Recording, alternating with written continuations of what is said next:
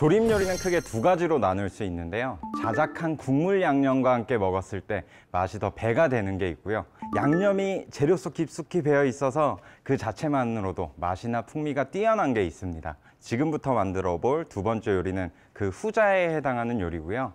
어떤 요리인지 궁금하시죠? 화면으로 먼저 만나보시겠습니다. 밥맛이 절로 나는 조림 요리, 바로 삼겹살 생강조림인데요.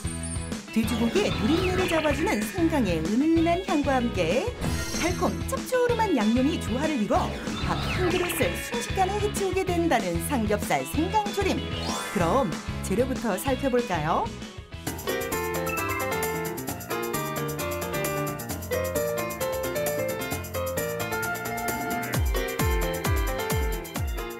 지금 삼겹살은 일반적으로 우리가 구워 먹는 그 정도 두께로 가져오시면 되고요. 그리고 생강은 껍질이 있는 걸 그대로 사용하시는 게 가장 좋아요. 왜냐하면 껍질을 깔면은 그 생강에 있는 매운맛이나 향이나 이 성분 자체가 날아가기 때문에 되도록이면 껍질 있는 거 그대로 해서 손질 편하게 하시면 돼요. 그러면 우선적으로 일단은 채소부터 손질을 해보도록 하겠습니다.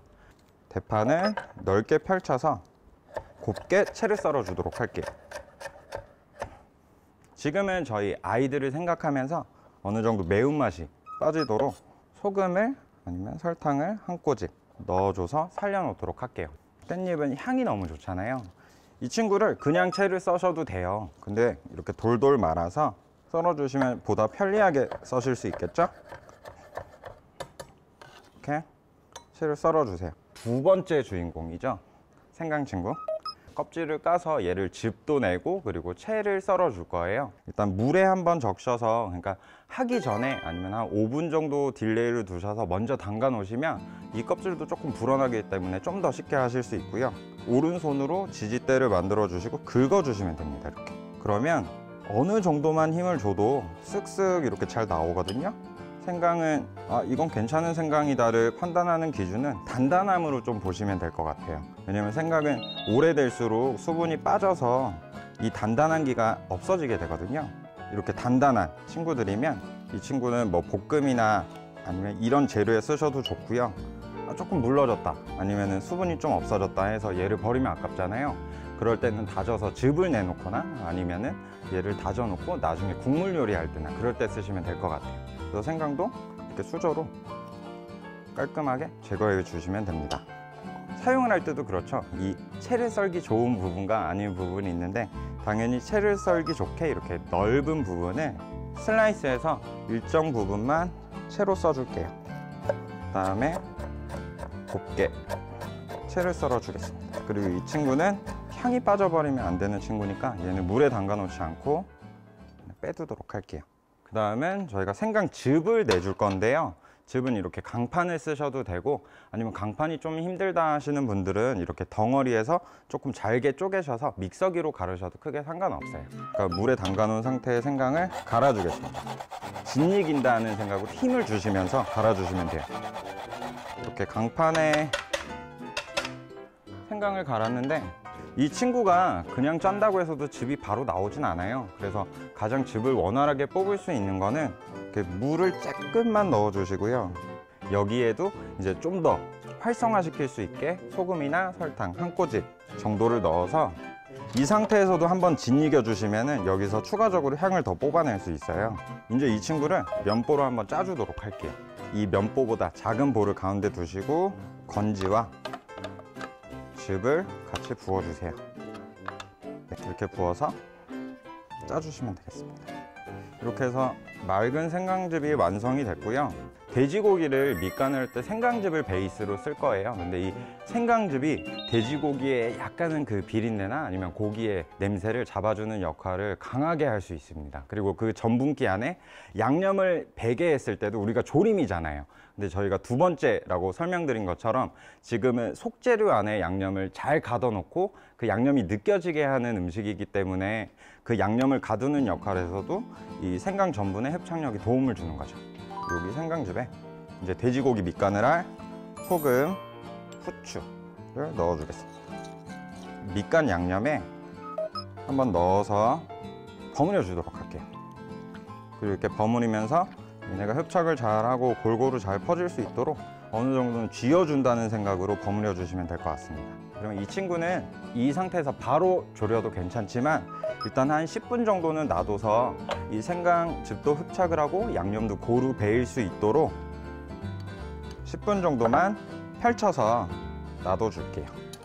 그럼 이제 양념을 한번 만들어 볼게요. 우리가 조림 양념 만들 때는 원래 되게 굉장히 복잡하고 아까 처음에 했던 것도 양이 많았는데 지금은 두 번째, 그러니까 양념을 재료 속 깊이 들어가는 조림이잖아요. 그래서 생각보다 양이 적습니다. 여기 설탕, 그리고 간장, 그 다음에 재미있게 오늘은 지금 술을 두 종류를 준비를 했어요. 하나는 청주고요, 하나는 맛술인데 맛술은 졸였을 때 이제 단맛을 주면서 향을 낼 수 있는 그 역할을 해주는 용도로 맛술이 들어가게 돼요.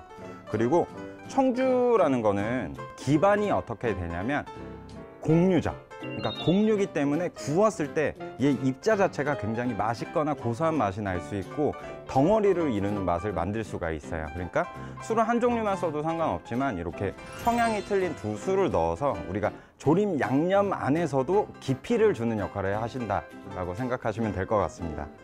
이렇게 두 종류를 넣어주고요. 잘 섞어 놓을게요. 어느 정도만 섞어서 한쪽에 놔주시고, 그리고 우리가 일반적으로 했던 것보다 조금 특이한 방법이 하나 이제 들어갈 건데요.